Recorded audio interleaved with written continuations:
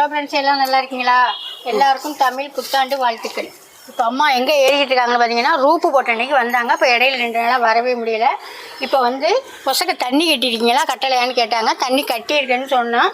அது எங்களை நம்பாமல் வாங்க போய் பார்த்துட்டு வருவோம். எங்கேயாவது லீக் ஆகுதா என்ன நேரம் பார்க்கணுமா, அது எனக்கு தெரியாது. வாங்க போய் பார்த்துட்டு வரோம்னு இப்போ போயிட்டுருக்கோம். வாங்க நீங்களும் போய் பார்ப்போம். இந்த வீட்டுக்குள்ள போய் பார்க்கணுமா லீக் ஆகுதானே? எல்லாரும் நல்லா இருக்கீங்களா? தமிழ் புத்தாண்டு வாழ்த்துக்கள் எல்லாருக்கும்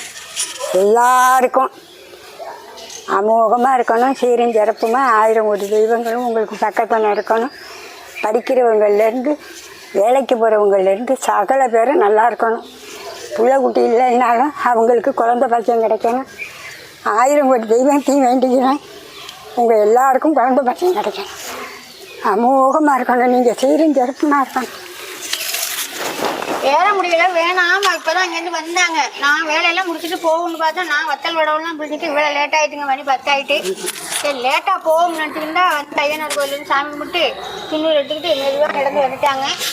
சரி மேலே தண்ணி கட்டிருக்கியான்னு கேட்டாங்க. 2 நாளாக கட்டிக்கிட்டு தாங்க இருக்கணும். நாங்கள் அது வந்து கீழே ஏதோ லீக் ஆகுதான்னு பார்க்கணுமா, வந்து மேலே தண்ணி விட்டுருக்கோம்னா அது லீக் ஆகுதா சளிதான்னு பார்க்கணுமா. நான் அதெல்லாம் பார்க்கவே இல்லை. அதை போய் பார்த்துட்டு போவான்னு அழைச்சிட்டு போகிறாங்க. வாங்க போய் பார்ப்போம். இது இங்கே கிடக்கிற தண்ணியெல்லாம் அதை இது பண்ணுறது தான் இருக்கு. இது என்ன இவ்வளோ தண்ணி? அதுதான் அது உள்ள தண்ணியாக இருக்கும். இதை பிரிச்சா தான் தெரியும். பிரிச்சா தான் தெரியும்.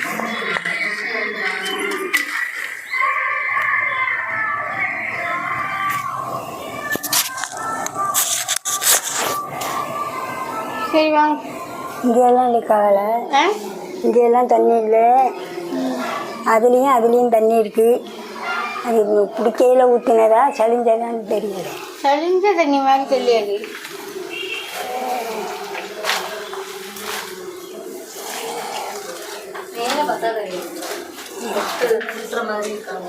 நீ பாரு, எனக்கு எங்கே தானே தெரியுது.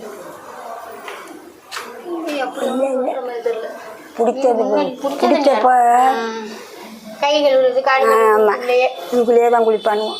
பார்த்தீங்களா, கம்ப்ளீட்டாக ஒன்றும் லீக் ஆகலைங்க. லீக் ஆகிற மாதிரினா சொட்டும் தண்ணி. தண்ணி மேலே ஃபுல்லாக கட்டியிருக்கோம்.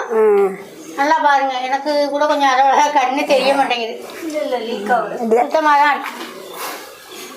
அந்த பலவையெல்லாம் ஊறிடும். லீக்கான பலவை அடிச்சிருக்காங்கல்ல, அது நல்லா ஊறிடும்.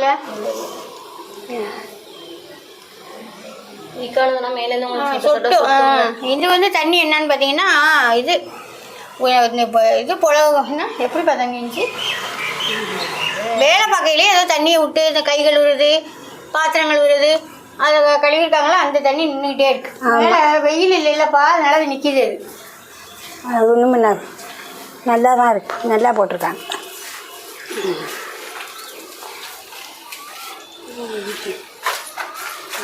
மாடிக்கா?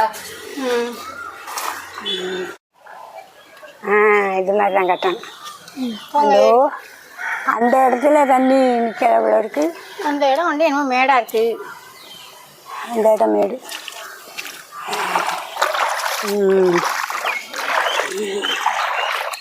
இது நெருக்கி எவ்வளோ நேரம்னா ஒரு 3 மணி நேரம்னாலும் தண்ணி விட வேண்டியதாக இருக்குது. காலையில் விட்டோம்னா ஃபுல்லாக ஆகிடுது. ஆமாம், தண்ணி எவ்வளோ நிற்கிது பார்த்தீங்களா? இந்த மாதிரி தாங்க தண்ணி விட்டு கட்டணும். இது வந்து ஒரு இது அந்த கீழே உள்ள முட்டு மரம்லாம் இருக்குல்ல, அது பிரிக்கிற வரையுமே விடணும் தண்ணி. பிரிக்க 2-3 நாளைக்கு முந்தி எடுக்கணும், நிறுத்திடணும். நல்லா இருக்கு. நல்லா தான் விட்டுருக்கியே தண்ணி. இந்த மாதிரி தான் விடணுமா என்னன்னு நீங்களும் உங்களுக்கும் தெரிஞ்சதுன்னா சொல்லுங்கள். இப்படி தான் விடணும். இந்த மூளை மூடு. அந்த மூளைன்னா வாட்டம் இப்படி விட்டுருக்காங்க. வாட்டம் இல்லை, கரெக்டாக அங்கே போய் நிற்கும். அது வந்து என்ன செய்வா அப்படின்னா, நம்ம இது போடுறாங்கள்ல, தட்டு டைல்ஸ் போட்டுறாங்கல்ல, அதில் சரி பண்ணிவிடுவாங்க.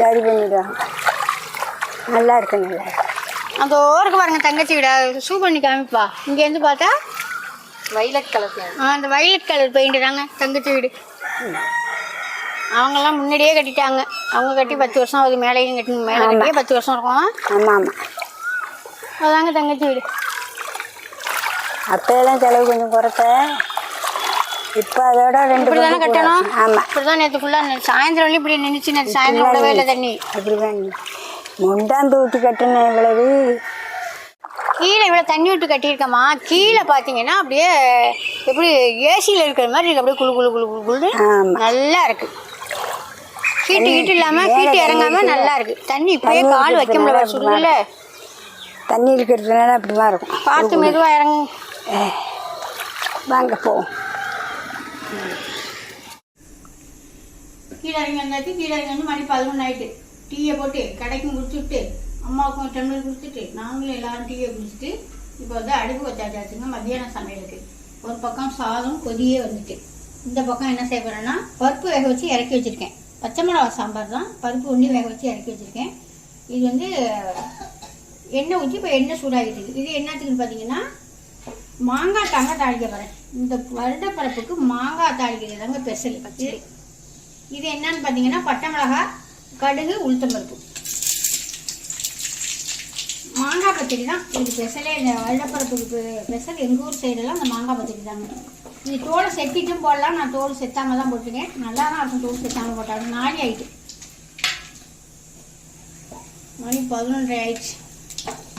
நல்லா அந்த கடுகெல்லாம் வெடிக்கிறதுக்கு பிற்பாடு நம்ம சுத்தம் பண்ணி வச்சுருக்க மாங்காயை அதில் சேர்த்துக்கலாம்.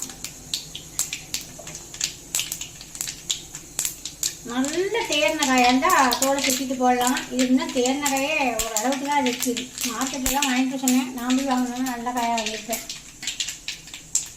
கடுகு நல்லா வெடிச்சிச்சு.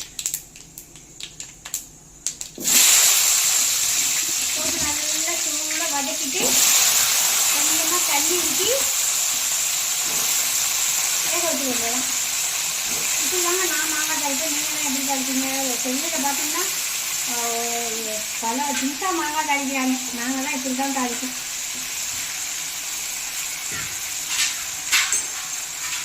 இதுக்கு தேவையான உப்பை போட்டு ஒரு கலரிட்டு மூடி வச்சுருவோம்.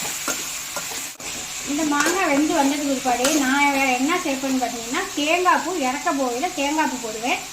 நம்ம எவ்வளவு மாங்காய் எடுக்கிறோமோ அதுக்கு தேவையான கொஞ்சமாக வெல்லம் போடுவேன். நான் ஒரு வச்சு வெல்லம் போடுவேன். இதுக்கு 2 மாங்காய் எடுத்துருக்கேன், ஒரு வச்சு வெல்லம் போடுவேன். அவ்வளோதாங்க நான் போடுவேன். வேறு எதுவும் நான் சேர்க்க மாட்டேன்.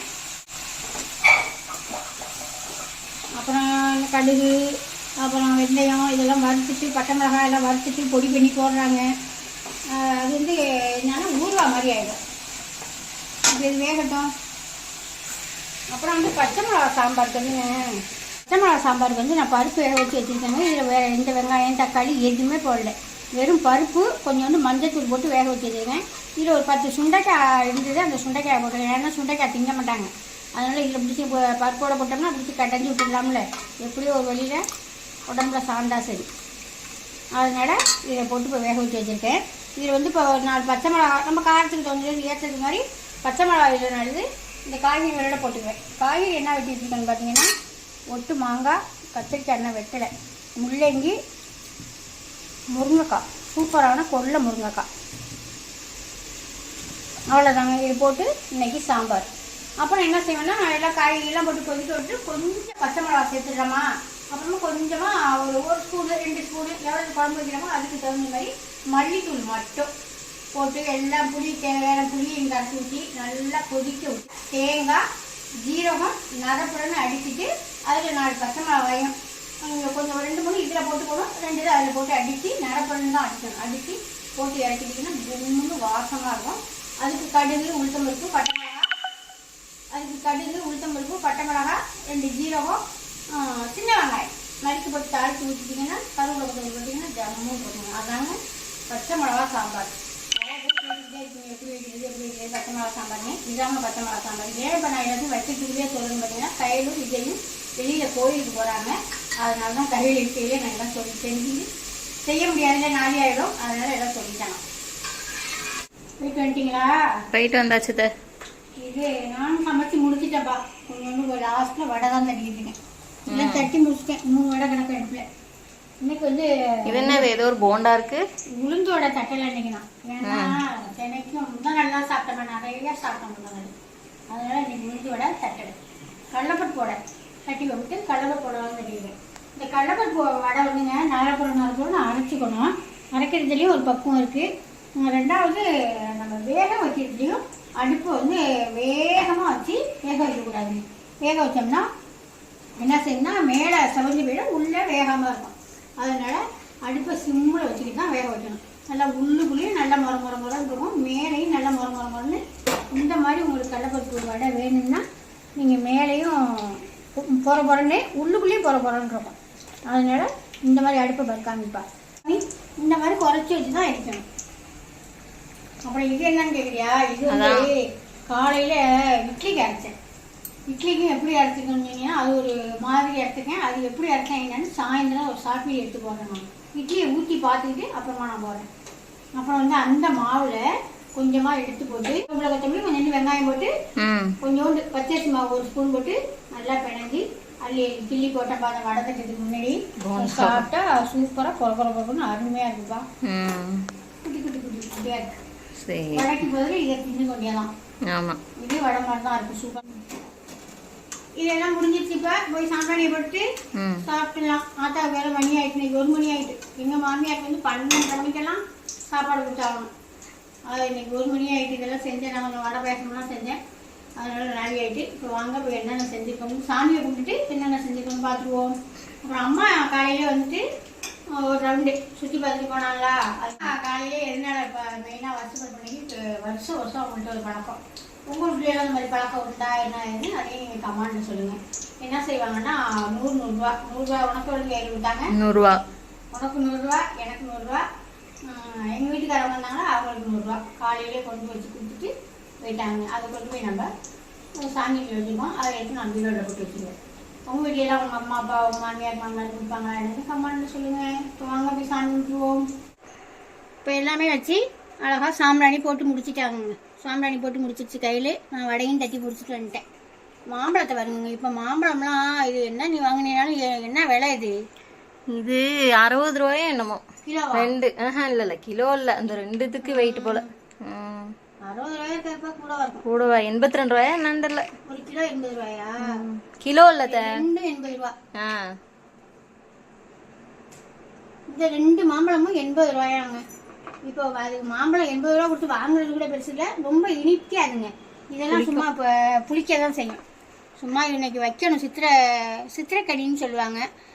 அப்புறம் வந்து அந்த சைடு இந்த திருப்பூர் சைடெல்லாம் என்ன சொல்லுவாங்கன்னா சித்திரைக்கனின்னு சொல்லுவாங்க. ஆமாம்மா, நமக்கே ஒருத்தவங்க கமெண்ட் பண்ணியிருந்தாங்கல்ல. அப்புறம் வந்து இது வாழைப்பழம் செவ்வாழைத்தனம் 2 பேரும் சாப்பிடுவாங்க. அப்புறம் சாமிக்கு இதெல்லாம் பழமெல்லாம் வச்சு சாமி கும்பிட்டு முடிச்சாச்சுங்க. இப்போ வாங்க போய் சாப்பிட்டுடலாம். சூப்பராக ரெடி ஆகிடுச்சுங்க. சாம்பிராணியெல்லாம் போட்டு முடிச்சாச்சுங்க.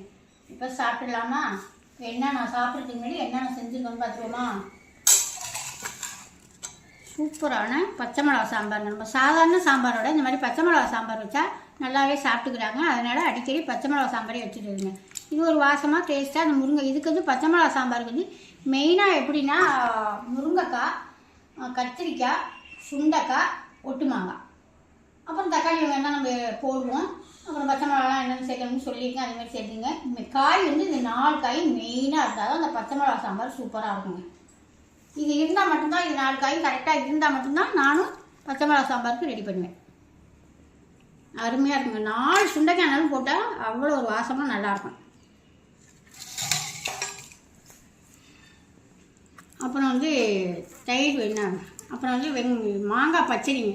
நான் இப்படி தாங்க செய்வேன் மாங்காய் பச்சடி. இது சூப்பராக இருக்கா என்னென்னு கமெண்ட்டில் சொல்லுங்கள். அப்புறம் எப்போதும் போல் சாதம், அப்புறம் அப்பளம் பறித்து ஒரு கவரில் கட்டி வச்சுருக்கேன். அப்புறம் மெது வடை கிடையாது, கடலைப்பருப்பு வடை தாங்க தட்டி வச்சுருக்கேன். அப்புறம் காலையில் அரைச்ச மாவில் கொஞ்சோண்டு அள்ளி அதுக்கு வெங்காயம் பச்சை மிளகா கருவேப்பிலாம் போட்டு கொஞ்சோண்டு போண்டா மாதிரி போட்டு வச்சுருக்கேன். சூப்பராகவே இருக்குது சாப்பிட்றதுக்கு. அப்புறம் பால் பாயாசம், அப்புறம் முளைக்கீரை, அப்புறம் வந்து மாம்பழம் வாங்கி வச்சுருக்காங்களா. இது மாம்பழம் புளிக்குதா என்னென்னு நான் வாயில் போட்டு பார்க்கல. மாம்பழம் கட் பண்ணி வச்சுருக்கேன். அப்புறம் எல்லாம் சாப்பிட்றதுக்கு ஒரு பழம் வச்சுருக்கேன், செவ்வாழை வச்சுருக்கேன். இவ்வளோ தாங்க நம்ம வீட்டில் மதியானம் சாப்பாடு. இன்னைக்கு புத்தாண்டு. உங்கள் வீட்டிலலாம் என்ன சாப்பாடு என்ன செஞ்சீங்க என்னன்னு அதையும் எங்கள் அம்மா சொல்லுங்கள். அவ்வளோதாங்க. இந்த புத்தாண்டு எல்லாருக்குமே நல்ல புத்தாண்டாக நல்லபடியாக அமையணும்னு நம்ம எல்லாரும் சேர்ந்து இறைவன்கிட்ட வேண்டிக்குவோம். பாய்.